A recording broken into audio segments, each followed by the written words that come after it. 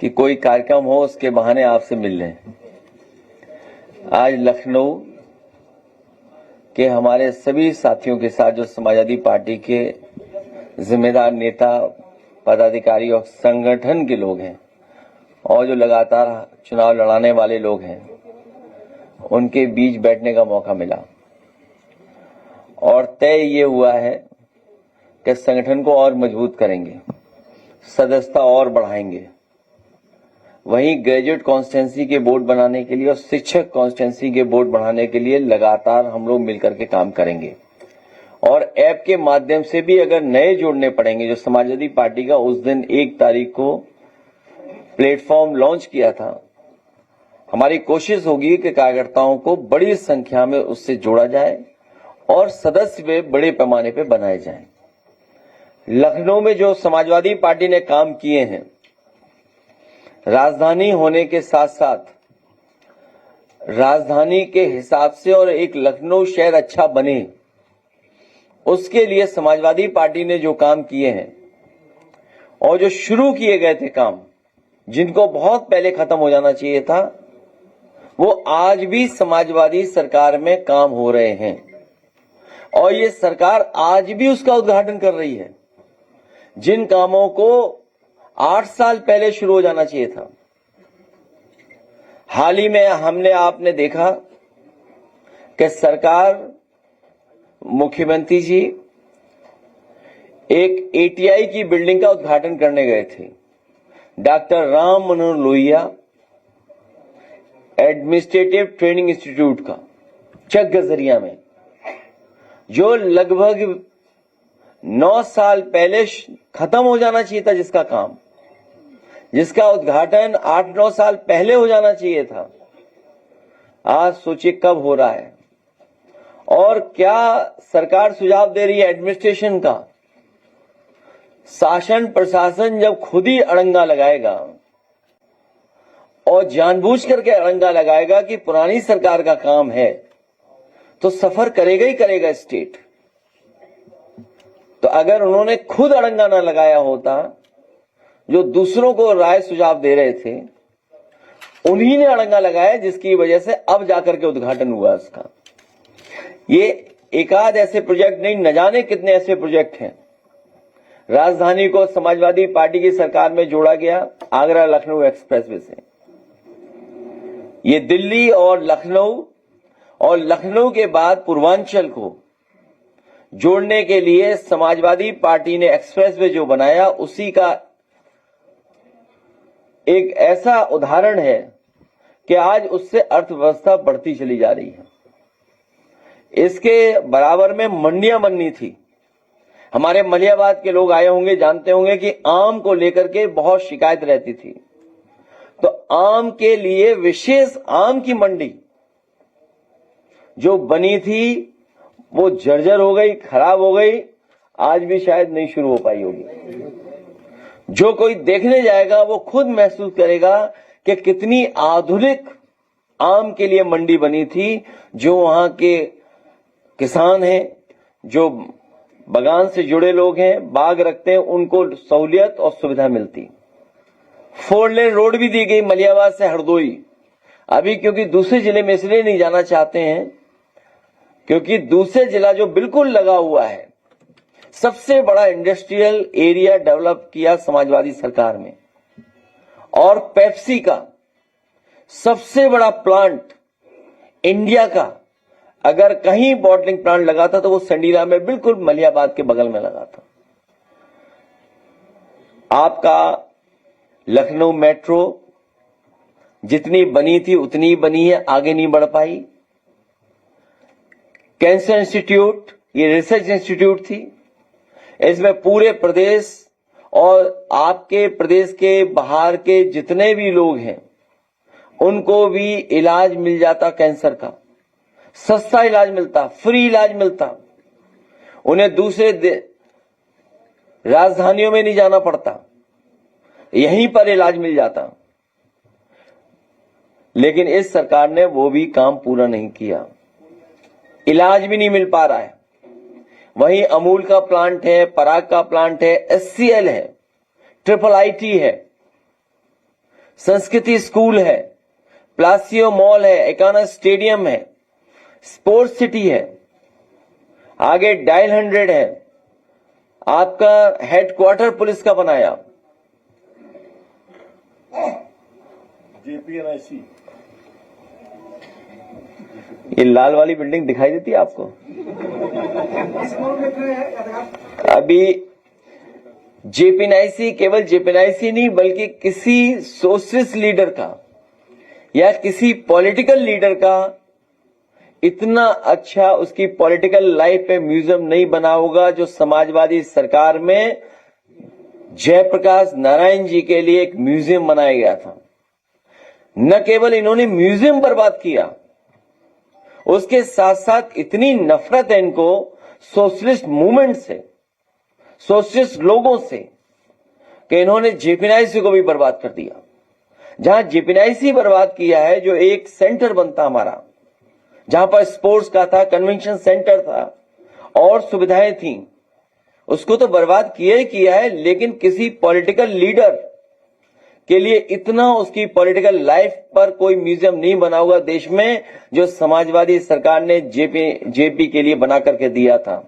और मैं एक जानकारी दे दूं आपको, जिस समय भारतीय जनता पार्टी का गठन हुआ था और गठन के समय पर इस बात की बहस हुई थी कि बीजेपी का रास्ता क्या होगा, उन्होंने तय किया था कि उनका रास्ता समाजवादी होगा, सेकुलर होगा।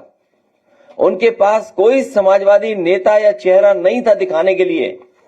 जब उनके पहले राष्ट्रीय अध्यक्ष चुने गए, उस समय उन्होंने जयप्रकाश जी की ही तस्वीर लगा करके ये कोशिश की थी और साबित करने की कोशिश की थी कि वो सोशलिस्ट मूवमेंट में इसी रास्ते पर चलेंगे जिनकी तस्वीर लगाई थी। उनके पास कोई नेता भी नहीं था सोशलिस्ट।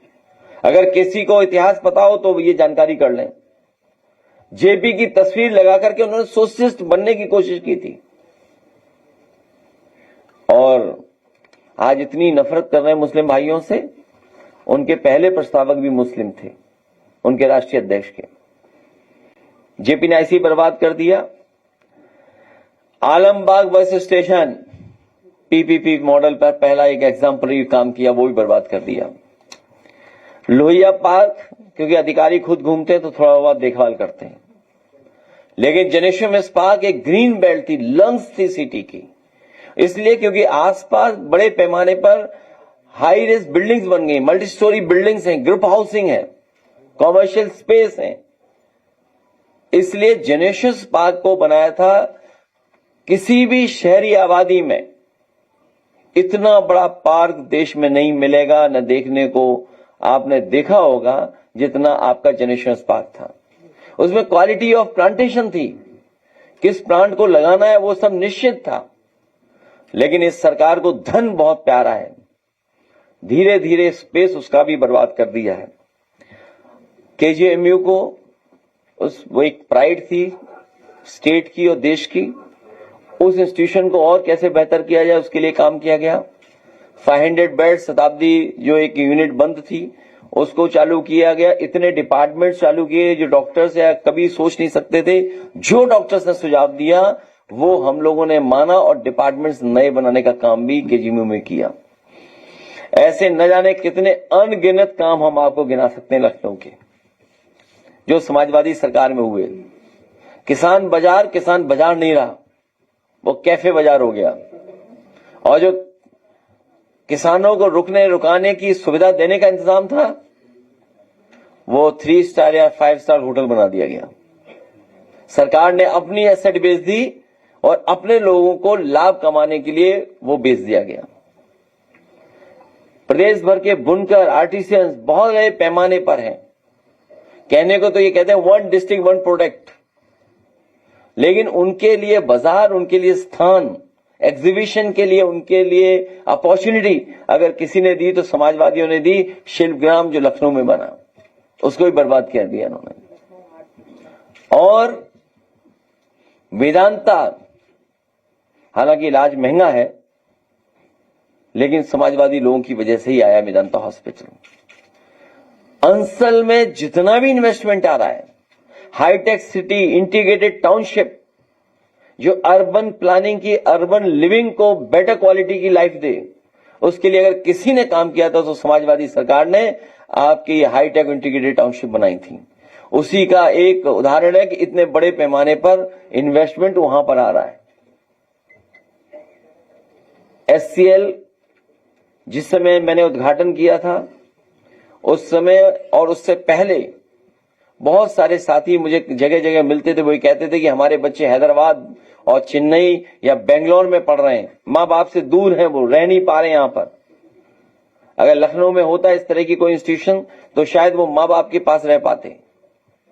तो इसलिए इन्वेस्टमेंट हुआ, हजारों के लोग वहां पर काम कर रहे हैं। तो ये तो कुछ हमने उदाहरण दिए आपको। न जाने कितने फ्लाईओवर, ब्रिज बने, रिकॉर्ड टाइम में बने। इतने कम समय पे कभी फ्लाईओवर नहीं बन सकते थे।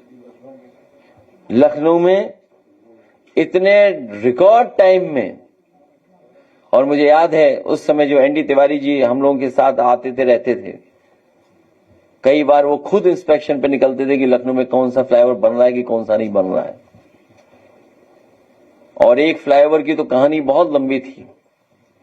उसको बनाने के लिए न जाने कितना हम लोगों को मेहनत करनी पड़ी, उसके बाद जाकर के वो फ्लाईओवर बना। और जो उनकी शिकायतें थी या जो उनकी चीजें थी कि ये हो जाए, वो सब शामिल करके हम लोगों ने फ्लाईओवर बनाया। ग्रीन कवर लखनऊ का बढ़ाया, रिवर फ्रंट क्रिएट किया। वो एक ऐसा रिवर फ्रंट जो देश के लिए एग्जाम्पल है कि अगर शहर में साफ सुथरी नदी कैसे बहेगी, उसके लिए एक मॉडल हम लोगों ने तैयार किया। लेकिन सरकार ने खुद बर्बाद कर दिया पूरा। पानी तो इतना गंदा है कि अगर आप पास जाओगे तो नाक बंद करनी पड़ेगी आपको। इसलिए हम आपसे कहना चाहते हैं, न केवल ये काम किए थे, लेकिन इस बार हम लोगों ने मन बनाया, सभी समाजवादियों ने, कि भाजपाई बहुत सारे इस तैयारी में हैं कि सीटें बदल लें या टिकट बदल दें। उनकी हिम्मत हो तो उन्हीं क्षेत्रों से लड़ें। हम समाजवादी लोग तैयार हैं उनको उन्हीं के क्षेत्र में जमानत जब्त कराने के लिए। सुनायल के लखनऊ के जो भाजपाई लोग हैं वो क्षेत्र बदलने की तैयारी में हैं। हम लोगों ने मन बना लिया कि इनके क्षेत्र नहीं बदल देंगे, वहां पर विधायक बदल देंगे, समाजवादी विधायक बना देंगे। और 1090 वुमेन हेल्पलाइन सुप्रीम कोर्ट तक ने तारीफ की थी। सरोजनी नगर के लोग जानते होंगे मिड डे मील, हॉट गरम गरम खाना कैसे पहुंचे। अक्षय पात्र शुरू किया था, न केवल एक शुरू किया था बल्कि उनके साथ एमओयू किए थे कि उत्तर प्रदेश में धीरे धीरे और जिलों में भी शामिल किया जाएगा। बाद में प्रधानमंत्री जी के क्षेत्र में वही एमओयू काम आया जो कभी अक्षय पात्रा के साथ समाजवादी सरकार में हुआ था एमओयू। तो बच्चों को समय पर गर्म खाना मिले, स्वादिष्ट मिल जाए खाना, पौष्टिक खाना मिले। और इसी शहर में सबसे ज्यादा लैपटॉप बांटने का काम भी समाजवादियों ने किया।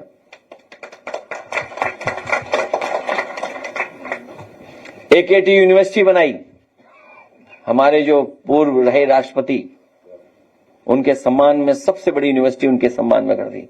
उस यूनिवर्सिटी को भी ये बर्बाद करना चाहते हैं बीजेपी के लोग। आज अखबार में पढ़ा कि देश में सबसे ज्यादा इंजीनियरिंग कॉलेज अगर कहीं बंद हुए तो उत्तर प्रदेश में बंद हुए, कि जब मुख्यमंत्री ही नहीं जानते क्या होता है इंजीनियर। और इतने अच्छे इंजीनियर बने मुख्यमंत्री जी कि उन्होंने लखनऊ के ग्रीन कॉरिडोर डिजाइन किया है। ये जो लखनऊ का ग्रीन कॉरिडोर डिजाइन हुआ है 7,000 करोड़ का, ये किसी इंजीनियर ने डिजाइन नहीं किया है, ये मुख्यमंत्री ने खुद डिजाइन किया है। इसलिए आपको हर जगह रुक करके ही जाना पड़ेगा।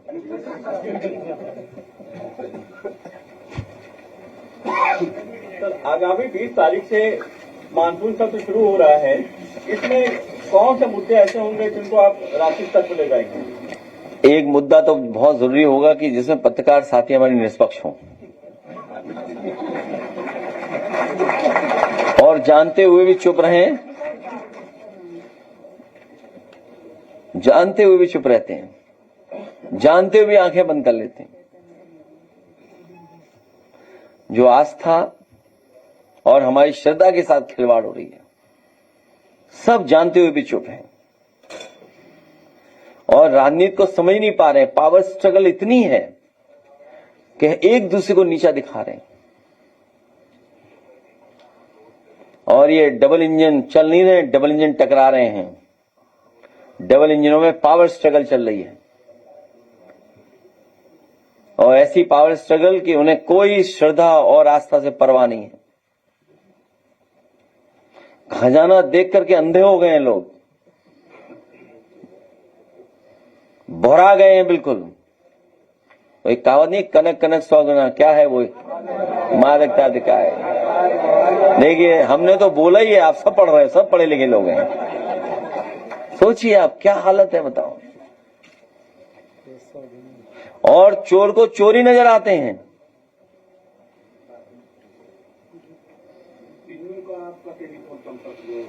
चोर को चोरी नजर आते हैं। आपको भी चोर नजर आ रहा है कहीं?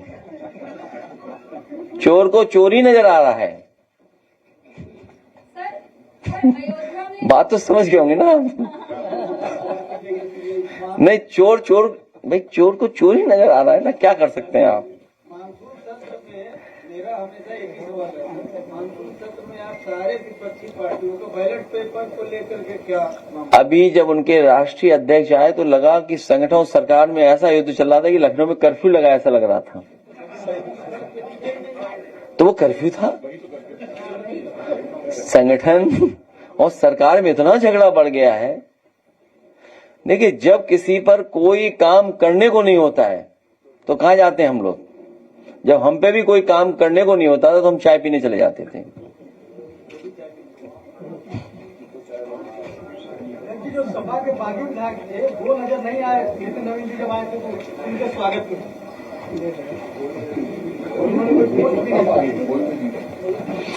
ये तो देखिए, ये कोई सवाल नहीं है। लखनऊ पूछो कुछ सवाल बढ़िया, फिर नहीं तो आपको एक वीडियो दिखाएंगे अच्छा जेपीएनआईसी का। सर, अयोध्या में जब से चंदा चोरी हुआ है वहाँ के ई रिक्शा चालक और दुकानदार बहुत परेशान है कि उनकी कमाई बंद हो गई, वहाँ पर लोगों का जाना बंद हो गया। टूरिस्ट वहाँ बहुत कम जा रहे हैं और श्रद्धालु भी नहीं जा रहे हैं। भाजपाइयों के घपलों की वजह से ये सब दुख दर्द उन्हें देखने को मिल रहा है। भाजपाइयों का ये जो घपला है उसी की वजह से ये सब कुछ हो रहा है।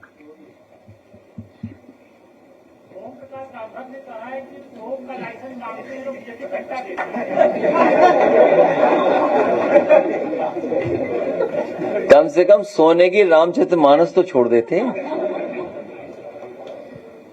कम से कम सोने की रामचरितमानस भी तो छोड़ देते। मिल गई। उसका वीडियो जारी किया है। और वो जो एक और मिले थे, कोई कागभूषण जी क्या बोलेंगे हम, वो कहाँ है? और खड़ाऊ, ऐसे तो सभी मिल जाएगा, कल को सब मिल जाएगा।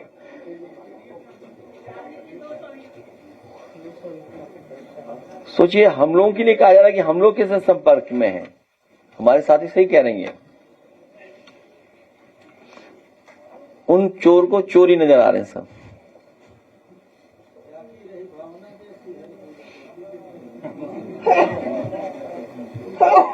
सर, हमीरपुर में सर वारंट किसी और बहुत दुखद घटना है, बहुत दुखद है। यही नहीं, जब छापा पड़ा था तो उनका कंप्यूटर ही गलत नाम दे दिया था। याद कीजिए, 250 करोड़ रुपए निकले थे।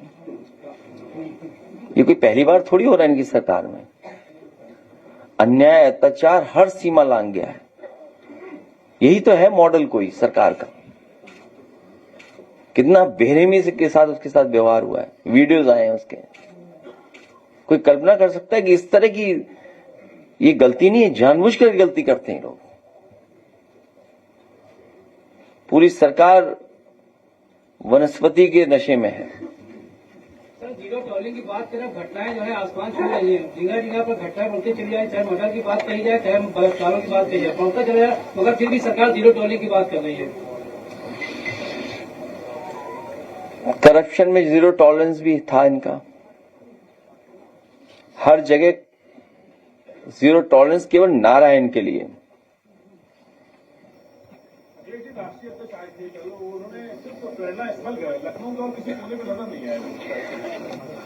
आपने कोई काम किया होता तो सरकार काम दिखाती। सरकार तभी मैंने लिस्ट आपको जारी की है। बीजेपी पे तो इतनी भी जारी लिस्ट नहीं है लंबी। सोचो 10 साल की सरकार में काम नहीं दिखाने को, बताने को। और जो पार्क है वो बिना पेड़ के पार्क हैं, वहां पेड़ नहीं है। अगले जी एक सवाल करूंगा। एक पत्रकार है मोहम्मद जाहिद अख्तर जी, उन्होंने एक किताब लिखी है युग पुरुष योगी, और उसमें उन्होंने कुछ अंदर की लाइनों में लिखा है कि योगी जो है अपने सरकार में जो चला रहे हैं सरकार, वो वेल कॉन्फिडेंस से चलाते हैं, और आप जो मुख्यमंत्री थे तो आप अपने शासन काल में अपने कॉन्फिडेंस से नहीं चलाते थे सरकार। इसको क्या करें? मैं वो किताब आपको दे दूंगा। ना हमें पढ़नी है ना देना हमें।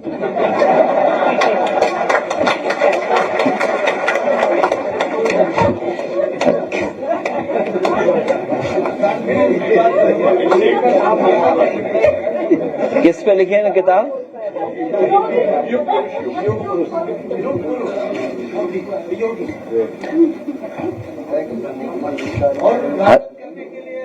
कितनी बार आपको समझाएं, कितनी बार समझाएं आपको? हथेली गरम पुलिस नरम, जिसका दाना उसका गाना। कितनी बार समझाएं आपको?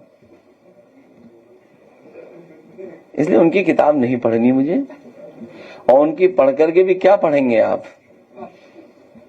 बिजली से संबंधित एक सवाल था कि हर साल जब गर्मी आती है तो बिजली होती है वो हमेशा परेशान करती है।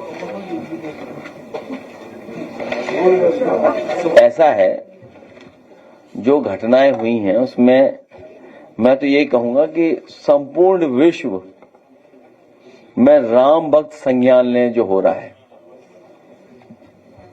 संपूर्ण विश्व के राम भक्त संज्ञान लें, दुनिया भर के सनातनी संज्ञान लें, अयोध्या के पूज्य साधु संत संज्ञान लें, माननीय सर्वोच्च न्यायालय संज्ञान लें, माननीय लोकसभा अध्यक्ष भी संज्ञान लें, उत्तर प्रदेश अयोध्या के नागरिक संज्ञान लें, समस्त पीडीएस समाज संज्ञान ले कि बीजेपी के लोग किसी भी सीमा तक झूठा प्रचार कर सकते हैं।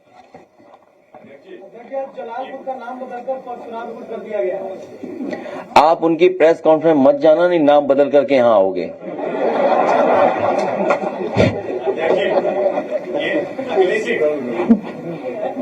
ये जो इसके पहले, अरे अपना परिचय दे दो, पहली बार आए हो, पहली बार आए हो, परिचय दो, बिना उसके कोई सवाल जवाब नहीं होगा। मेरा नाम विजय दुबे है। जी जी, विजय रहो आप, और आपकी विजय हो।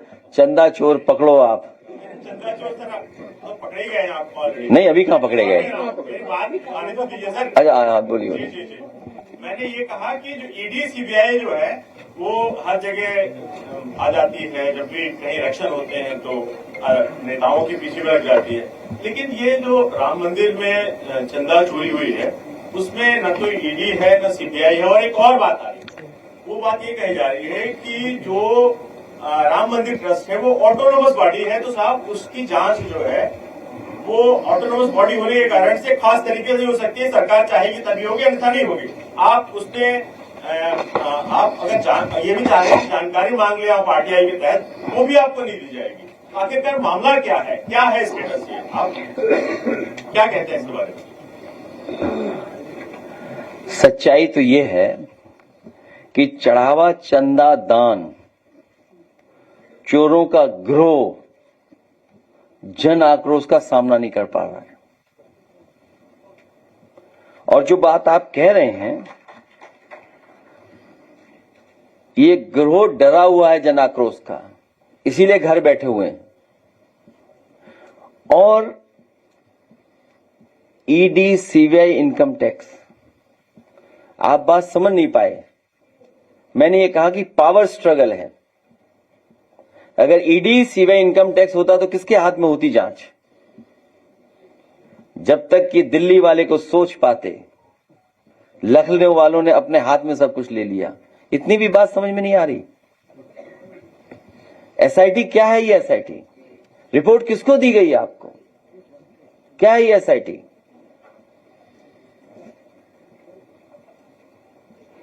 तो इतनी भी बात नहीं समझ में आ रही है आपको? ईडी CBI इनकम टैक्स होता तो किसके हाथ में होती जांच, और SIT जांच हुई तो किसके हाथ में है? ये बात भी नहीं समझ में आ रही है आपको? ये पावर स्ट्रगल की वजह से ये सब कुछ हो रहा है। और वो कहावत है ना, जो give a man power you know the character. तो पैसे को देख करके लोग भौरा गए एकदम। और हम तो ये मानते प्रभु श्री राम के बारे में जो पढ़ता है वो लक्ष्मण रेखा खींच के रखे। मर्यादा पुरुषोत्तम मर्यादाएं को लांग गए ये सब लोग। अध्यक्ष जी, इनके राष्ट्रीय अध्यक्ष ने भी बोला है कि उत्तर प्रदेश में गुटबाजी ना हो, तो ये किसकी ओर इशारा है? क्या चीज? भाजपा के राष्ट्रीय अध्यक्ष अभी आए, उन्होंने बोला कि उत्तर प्रदेश में गुटबाजी बहुत हो रही है, ये ना हो, ये किसकी ओर इशारा है? संगठन जहां आम खा रहे थे, फिर आम खाने क्यों गए? फिर आम खाने क्यों गए? अगर आम खाते हुए भी नहीं पता लगा, वो नए हैं अभी, यूपी को समझ नहीं पाए अभी। नहीं, वो कर्फ्यू लगा हुआ था क्योंकि संगठन और सरकार में झगड़ा था।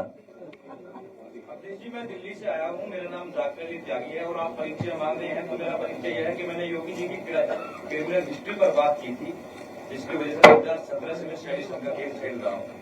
मैं न्यूज क्लिक में काम कर रहा था, दावायर के साथ भी मैंने काम किया था, लेकिन मैं अपने यूट्यूब चैनल पर काम कर रहा हूँ।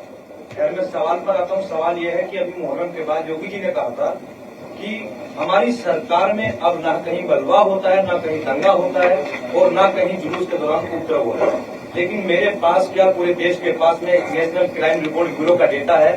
2017, 18, 19, 20 मात्र 4 सालों में ही 29,738 उत्तर प्रदेश में दंगे और बल्ले के केस दर्ज हुए। तो डेटा को भी एक्सेप्ट नहीं करेगी सरकार। अभी दिल्ली बनाम लखनऊ को आप किस नजर से देखते हैं?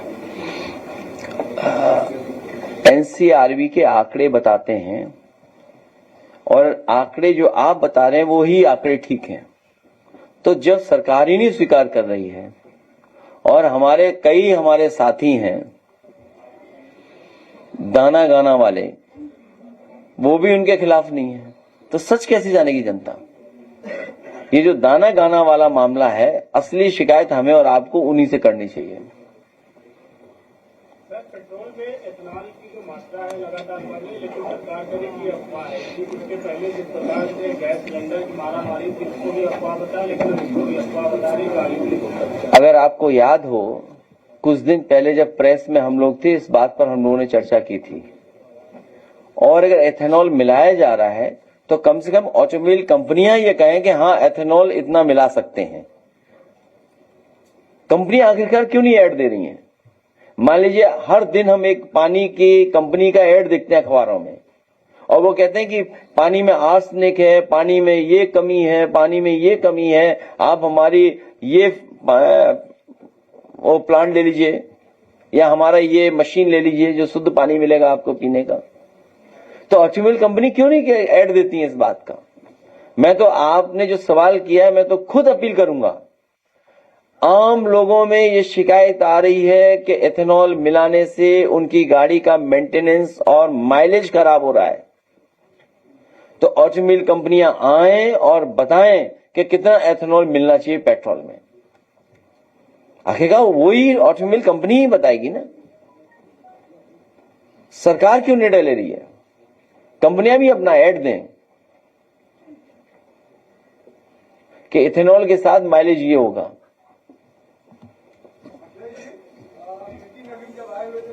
तो उनके कार्यकर्ता को हनुमान जी बनाकर उनके सामने लगाया जा रहा है। इसको हमसे मत बुलवाओ, हमसे मत बुलवाओ। अगली प्रेस कॉन्फ्रेंस हो, योगी जी से पूछ लेना आप, क्या कहां से लाए थे आप हनुमान जी? भाई सरकार ही तो लाई होगी हनुमान जी को। हमें तो वो याद है कि जब पहली बार हेलीकॉप्टर से राम लक्ष्मण सीता अयोध्या गए थे, उसमें हनुमान जी नहीं गए थे। उसकी विशेष जांच होनी चाहिए, विशेष जांच होनी चाहिए उसकी, कि आखिरकार हनुमान जी उसमें क्यों नहीं गए थे। हालांकि हनुमान जी तैयार बैठे थे, उसके बावजूद भी उन्हें हेलीकॉप्टर में नहीं ले गए। नहीं, कोई और बात थी उसमें। हनुमान जी शूद्र थे।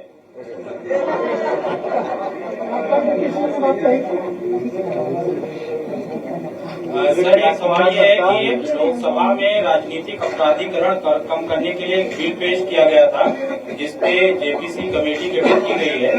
अब 13 तारीख को जेपीसी जो है अपना रिपोर्ट सुपुर्द करने जा रहा है और उसके ठीक बाद जो है मानसून सत्र शुरू हो जाएगा। क्यों इतना लंबा सवाल पूछ रहे हो? आपको अपने मुख्यमंत्री जी का नहीं पता?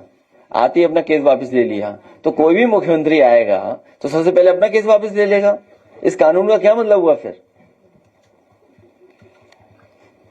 आप बताइए, इस कानून में क्या ये है प्रावधान कि कोई मुख्यमंत्री अपना केस वापस नहीं ले पाएगा? आरटीआई और बीआईएल को लेकर के केंद्र सरकार ने जो रोक लगाई, क्यों, और कहीं जाना नहीं? कहीं आज हम अपने साथियों से कहेंगे जेपीएनआईसी का ऐड दिखाएं और कुछ हमारे कार्यकर्ता आम लेकर के आए हैं। जैन जी कहां गए? लास्ट सवाल, आम तब तक आ जाएंगे।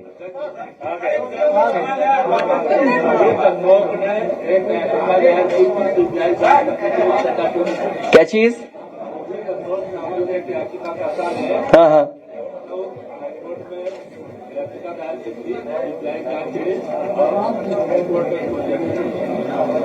किस संबंध में थी?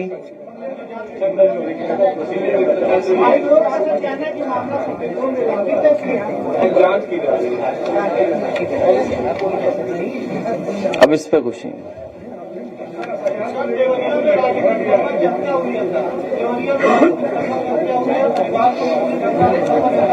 और स्वजाति लोगों ने मारा है, मुख्यमंत्री जी के स्वजाति लोगों ने हत्या की है। और याद कीजिए विश्वकर्मा समाज की बेटी के साथ क्या हुआ था। पूरी पार्टी लड़ने गई थी, उस समय भी न्याय नहीं मिला। और केवल यही नहीं, एक बेटी जो जौनपुर की मिलके गई थी मुख्यमंत्री जी से, सोचो मुख्यमंत्री जी क्या क्या कह करके उसको घर वापस भेजे। तो इस सरकार में न्याय मिल पाना मुश्किल है। जब सरकार हटेगी तभी न्याय मिलेगा। एक ही संकट है, भारतीय जनता पार्टी। भारतीय जनता पार्टी हटेगी तभी संकट मिटेगा।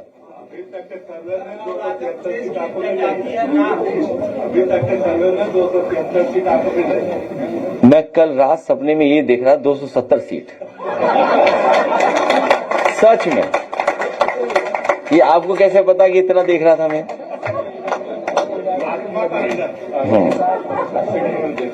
बीजेपी के लोग इतने घबराए हुए कि हम नवंबर में चुनाव नहीं करा पाएंगे।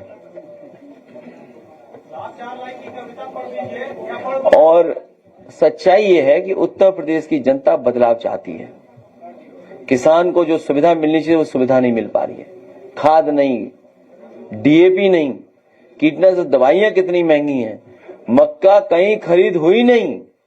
और आप जानकारी कर लें हमारे पत्रकार साथियों, पूरी मक्का भारतीय जनता पार्टी के नेताओं ने खरीद करके रेट ले लिया है। किसी भी किसान को जो रेट मिलना चाहिए वो नहीं मिला है। भारतीय जनता पार्टी के लोगों ने उन किसानों से लेकर के बीच में दलाली कर करके रेट ले लिया खुद।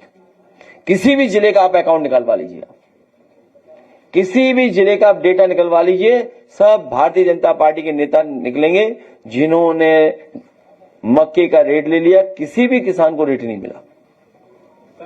सर, राजधानी का चोरी के जो लोग हैं उनकी एंट्री बैंड है, कई जगह उन्होंने होर्डिंग बैनर दिखाई पड़ा। सुनने में आया कि हवाई जहाज में भी व्यवहार अच्छा नहीं हुआ।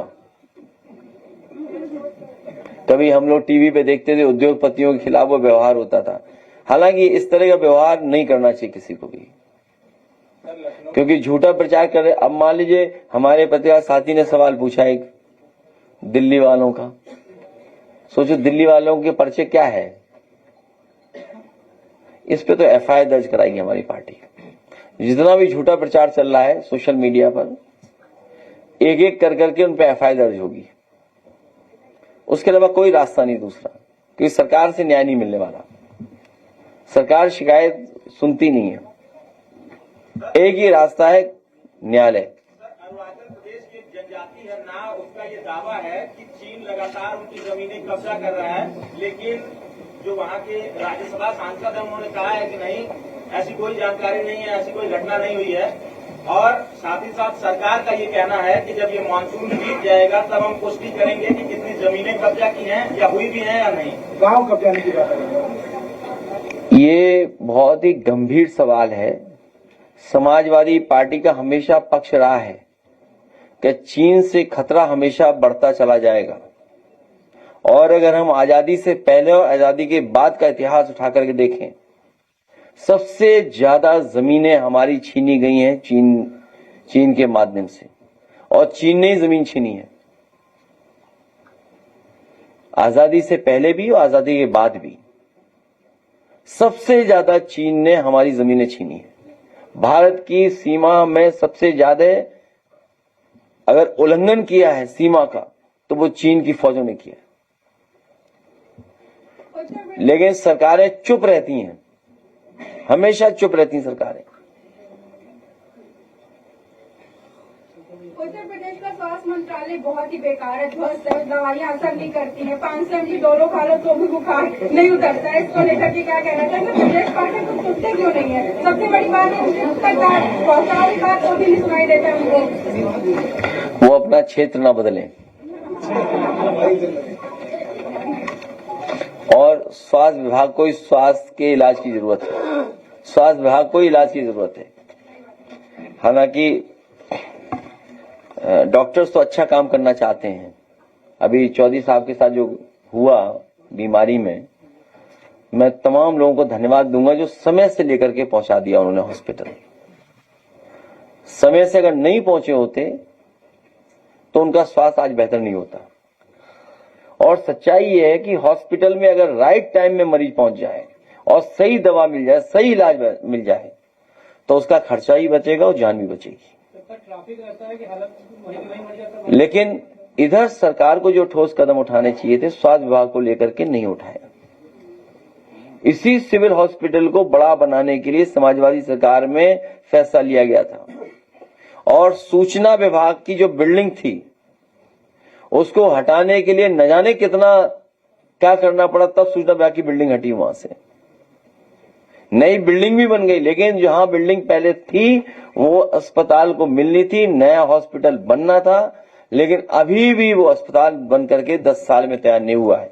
लेकिन मैं लखनऊ और लखनऊ के लोगों को भरोसा दिलाता हूं, क्योंकि सबसे महत्वपूर्ण सिटी में ये हॉस्पिटल है, ये और बलरामपुर। इन दोनों हॉस्पिटलों को और साथ ही साथ स्वास्थ्य विभाग को और बेहतर बनाने के लिए जनता जब मौका देगी तो भविष्य में आप देखेंगे कि वर्ल्ड क्लास हॉस्पिटल बनना शुरू यहां पर हो जाएगा। जी, भारत के प्रधानमंत्री नरेंद्र मोदी जी 3 देशों की विदेशी यात्रा पर गए हैं, लेकिन गैर व्यापार मजबूत होगा, लेकिन इसका असर भारत में कब दिखेगा? 20 साल बाद, 2047 के बाद। हाँ, तब आपकी उम्र क्या होगी? अखिलेश जी जो आपका ये दूसरा पीडीए वाला है, जो डेवलपमेंट है, प्रोग्रेस डेवलपमेंट इस पर कुछ कॉन्ट्रीब्यूशन होगा कॉर्पोरेट हाउस? किस रूप में? पर्सनल के प्रदेश के लिए? प्रदेश के लिए हमेशा होगा, और हमारी कोशिश होगी कि भारतीय जनता पार्टी जैसे फर्जी एमओयू नहीं करेंगे। जो कंपनियों के एमओयू है, कंपनियां ढूंढ रहे, कंपनियां कहां हैं? कंपनियां ही गायब हो गई, कंपनियों का नहीं पता लगा कि कंपनियां कहां हैं। समाजवादी सरकार बनेगी तो ठोस काम होगा कि उत्तर प्रदेश को कैसे गति दें, उत्तर प्रदेश को कैसे और तेजी से आगे बढ़ाएं, यहाँ की अर्थव्यवस्था कैसे बेहतर हो।